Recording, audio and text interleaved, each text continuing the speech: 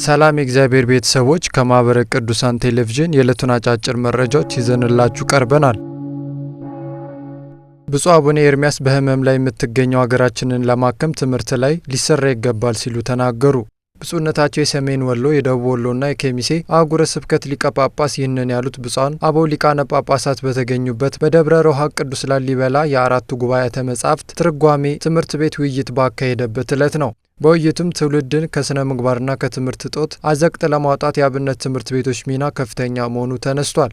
ብፁዕ አቡነ ኤርምያስ እንደገለጹት በህመም ላይ የምትገኘው ሀገራችንን ለማከም ሁሉም ትምህርት ላይ በትኩረት ሊሰራ ይገባል ብለዋል። ሁላችንም የጎደለን ነገር መኖሩን አምነን ዘመኑን መዋጀትና የተማርነውን በተግባር ሆነን መገኘት ወቅቱ የሚጠይቅ ግዴታ ነው ሲሉ ተናግረዋል። መረጃ የሰሜን ወሎ ሀገረ ስብከት ሚዲያ ነው። በካፋ ሀገረ ስብከት 216 አዳዲስ አማንያን ተጠምቀው ወደ ቅድስት ቤተ ክርስቲያን ኅብረት ተቀላቀሉ። በካፋ ሀገረ ስብከት ስር በሚገኘው በጎባ ወረዳ ቤተ ክህነት በአርብቶ አደር ጮጫ ኩምባ ቀበሌ 216 አዳዲስ አማንያን በወረዳው የማህበረ ቅዱሳን ግንኙነት ጣቢያ አስተባባሪነት በዋናውና በቦንጋ ማዕከል ድጋፍ መጠመቃቸው ተገልጿል። የወረዳው ቤተ ክህነት የሂሳብና በጀት ክፍል ኃላፊ መላከ ሰላም አዴሎ ወንድሙ እንዳሉት አማንያኑን የማስጠመቅ ስራው ከማህበረ ቅዱሳን ጋር በመቀናጀት መሰራቱን ተናግረዋል። በቀጣይም በየደረጃው ካሉ ከማህበሩ መዋቅሮች ጋር በትብብር የማስጠመቅ ተግባሩ ይቀጥላል ያሉ ሲሆን ለተጠመቁት ደግሞ አስፈላጊው ድጋፍና ክትትል ይደረጋል ብለዋል። የግንኙነት ጣቢያ የስብከት ወንጌልና ዜማ ክፍል ተጠሪ ቀሲስ ጌትነት ወንድሙ የተጠመቁት በሃይማኖታቸው በመጽናት በቤተ ክርስቲያን እቅፍ መኖር እንዳለባቸው ገልጸዋል። መረጃው የቦንጋ ማዕከል ህዝብ ግንኙነትና ሚዲያ አገልግሎት ነው። በምስራቅ ሸዋ ሀገረ ስብከት ለሁለተኛ ጊዜ ዓለም አቀፍ የሰንበት ትምህርት ቤቶች ቀን መከበሩ ተገለጸ። ቀኑ በዓለም አቀፍ ደረጃ ለ15ኛና በሀገረ ስብከት ደግሞ ለሁለተኛ ጊዜ በደብረ ናዝሬት ኢየሱስ ቤተ ክርስቲያን ብፁዕ አቡነ ጎርጎርዮስ የሀገረ ስብከቱ ሊቀ ጳጳስ በተገኙበት መከበሩን በማህበረ ቅዱሳን የአዳማ ማዕከል አሳውቋል። ብፁዕነታቸው በመልእክታቸው ወጣቶች ፈተናዎችን በጽናት በማሸነፍ በቅዱስ ቤተ ክርስቲያን ጥላ ስር ሆነው በፍቅር ማገልገል እንደሚጠበቅባቸው አሳስበዋል።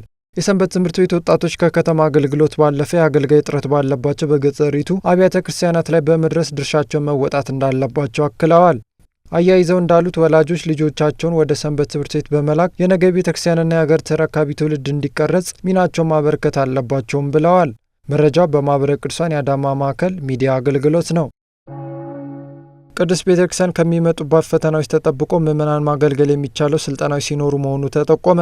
ይህ የተነገረው ቀኖች ክፉዎች ናቸውና ዘመኑን ዋጁ በሚል መሪ ቃል በልዩ ልዩ ርዕሰ ጉዳዮች ዙሪያ በዳግማዊት አክሱም ደብረ ጽዮን ቅድስተ ማርያም ቤተ ክርስቲያን ስልጠና መሰጠቱን ተከትሎ ነው። ስልጠናው ለደብሮ አገልጋይ ካህናትና ለልዩ ልዩ ሰራተኞች፣ ለሰንበት ትምህርት ቤቶች ወጣቶች እንዲሁም ለመንፈሳዊ ማህበራት ለተደራጁ ወጣቶች ተሰጥቷል።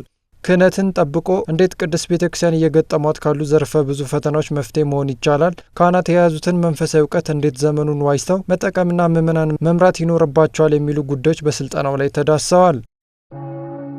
በኢሉ አባቦር ሀገረ ስብከት ቀርሳ ጎጊላ የጠፉትን ለመፈለግ የስብከት ኬላ ተከላ ተከናወነ።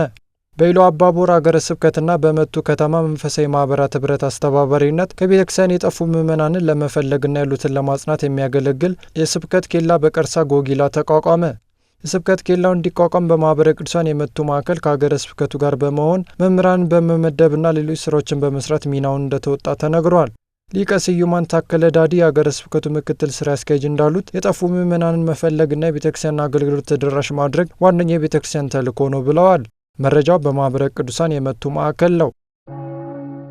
በማህበረ ቅዱሳን የሻሸመኔ ማዕከል 19ኛ ዙር ያሰለጠናቸውን የበገና ተማሪዎችን አስመረቀ። የሻሸመኔ ማዕከል 19ኛ ዙር ያሰለጠናቸውን የበገና ተማሪዎችን በሻሸመኔ ቅዱስ ጊዮርጊስ ገዳም አስመርቋል። የማዕከሉ ዋና ሰብሳቢ የሆኑት ዲያቆን ፍርዱ አያኑ ተመራቂዎች በተማራችሁት ትምህርት መሰረት የተሰጣችሁን አደራ በማሰብ በአገልግሎት እንድትበረቱ በማለት አሳስበዋል። አክለውም በስነ ምግባር የተሞላ የነገ ቤተ ክርስቲያንና የሀገር ተረካቢ ትውልድ እንዲታነጽ ወላጆች ልጆቻቸውን ወደ ሰንበት ትምህርት ቤት እንዲልኩ ጠይቀዋል። የምዕራብ አርሲ ሀገረ ስብከት ጉዳይ አስፈጻሚ ኃላፊ መላከ ሰላም ቀሲስ ጋሩምሳ ጋረደው በበኩላቸው ማህበሩ የሰጣችሁን አደራ በትጋት በማገልገል መወጣት ይጠበቅባቸዋል ሲሉ ጠቁመዋል። መረጃው የሻሸመኔ ማዕከል የህዝብ ግንኙነትና ሚዲያ ክፍል ነው። ሰላም እግዚአብሔር ከሁላችን ጋር ይሁን። የዕለቱ አጫጭር መረጃዎች እስካሁኖቹ ነበሩ።